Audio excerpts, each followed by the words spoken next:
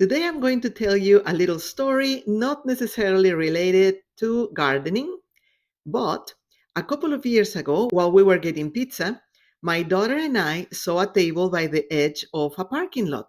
It was in a grassy part between businesses, which I thought it was kind of odd and unusual.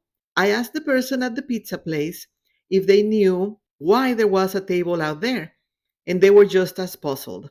They said maybe it was from the next door place.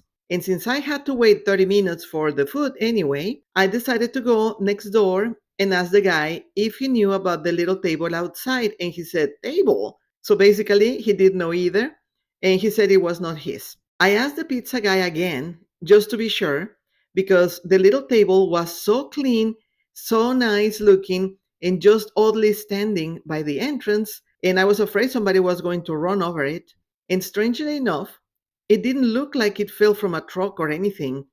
Basically, no one knew anything about it. And one of the guys said, if you're not taking it, I will. So, guess what I did? We stuck the little table in our trunk and took it home along with the pizza. We cleaned it well, and the idea was to apply paint stripper and leave it in a wood color, but 380 rounds of paint remover and sanding only created more problems. The paint turned gummy and it took days of work. I'm guessing it was some type of spray paint. I don't really know.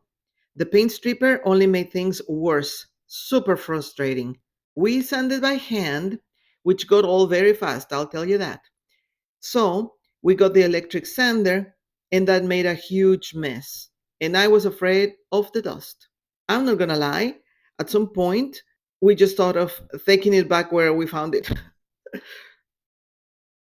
Long ago, my husband and I bought an old door and we turned it into our headboard, painted with chalk paint and wax. Very nice. We love it.